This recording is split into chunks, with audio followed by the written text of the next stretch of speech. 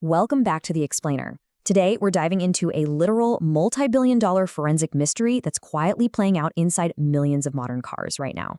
Based on some absolutely incredible, deep-dive scientific research by the folks at InnoSpec and a team from top universities, we're going to unpack a pervasive issue that automotive engineers have been battling entirely behind the scenes. So picture this. Here's the central paradox we're dealing with. We've engineered some of the most hyper-efficient, powerful, and clean-burning engines in the history of the automobile using gasoline direct injection, or GDI. It's an amazing technology. Yet the exact system designed to flawlessly deliver fuel is accidentally creating microscopic deposits that are clogging up the engine's internal arteries. So why on earth is this happening, and more importantly, how do we stop it? Well, to understand the crime scene, we've got to take a quick look at the history of the victim. The fuel injection evolution. You know, the quest for perfect fuel delivery isn't some new fad. It's actually over a century old. Direct injection spark ignition engines have their roots way back in 1902 with early aviation engines, like the Leon Lavoisier.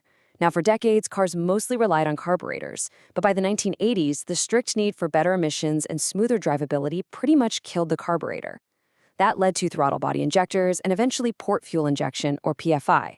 But to meet modern, hyper-strict global emission laws and our endless demand for efficiency, the industry had to make a massive, transformative leap straight into GDI dominance. And this really gets to the heart of that critical shift.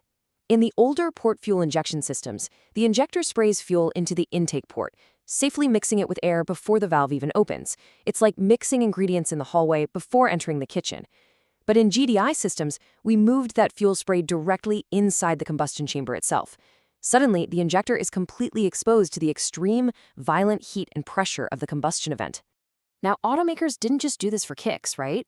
GDI was adopted globally because the performance advantages are just staggering. Compared to the old 5-bar pressure of PFI systems, GDI operates in excess of 100 bar. That is massive. This extreme pressure creates tiny, highly atomized fuel droplets that are under 20 micrometers in size. This means drastically reduced pumping losses, more power, and super precise emissions control. Honestly, it's no wonder GDI market share in the US shot up 38% between 2008 and 2016 alone.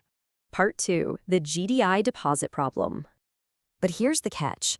This brilliant innovation brought a massive new headache along with it, and it all centers around one crucial number: 25%. When your car's long-term fuel trim hits a 25% adjustment, that dreaded glow-in-the-dark check engine light pops up on your dashboard, basically telling you it's time for a very expensive trip to the mechanic. But what does that actually mean under the hood? To wrap our heads around this, imagine trying to breathe while running a marathon through a clogged straw. Your engine absolutely has to maintain a perfect 14:1 air-fuel ratio, which engineers call lambda 1, just so the catalytic converter works properly. But as these stubborn, microscopic deposits build up inside the injector, the fuel flow gets pinched off. The car's computer realizes it's suffocating and constantly compensates by forcing the injector to stay open longer. That adjustment is your fuel trim. When the computer is forced to add 25% more fuel time just to keep the car running, the whole system has reached a critical failure point. Part 3. The microscopic injector autopsy. So to figure out exactly why this straw is clogging up, the science team had to play CSI and take the evidence straight to the lab. What we're looking at is a standard, fully assembled GDI injector pulled right out of a failing engine in the real world. From the outside, it looks totally fine, right? Robust, engineered to survive the brutal conditions of a combustion chamber, but the real crime scene is hiding deep inside its microscopic geometry. To find the actual culprit, researchers had to tear these things completely apart. By separating the core body, the internal needle, the spring, and most importantly, the injector nozzle, they could finally get that heavily fouled nozzle under some incredibly advanced microscopes for a deep forensic autopsy. When you crank the magnification up 30 times, wow.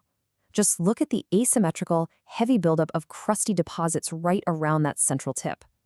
Those 6 tiny holes are supposed to spray absolute mathematically perfect cones of fuel.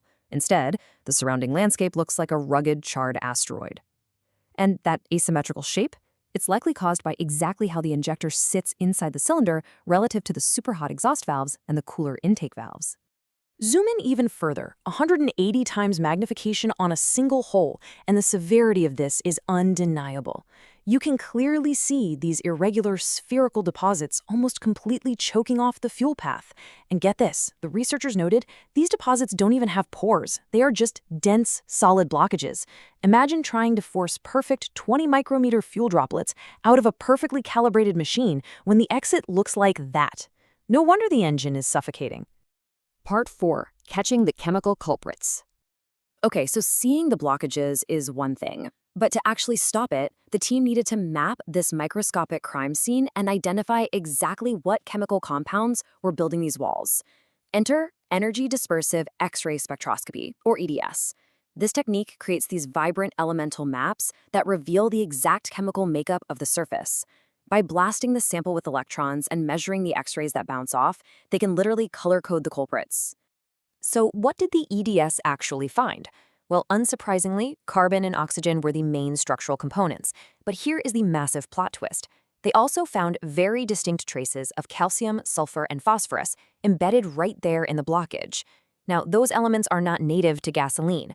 They are actually standard additives found in engine lubricating oil, which completely proves that engine lube oil is an accomplice.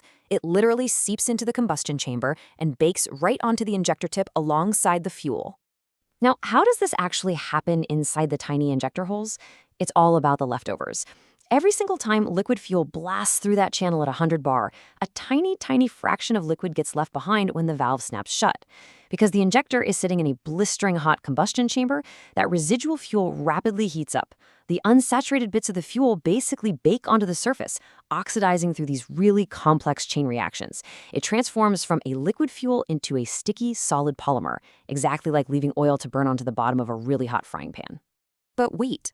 Which specific molecules in the gas are kickstarting this whole polymeric chain reaction? By bringing out the heavy machinery, advanced mass spectrometry, the researchers narrowed it down to two main suspects driving the mess.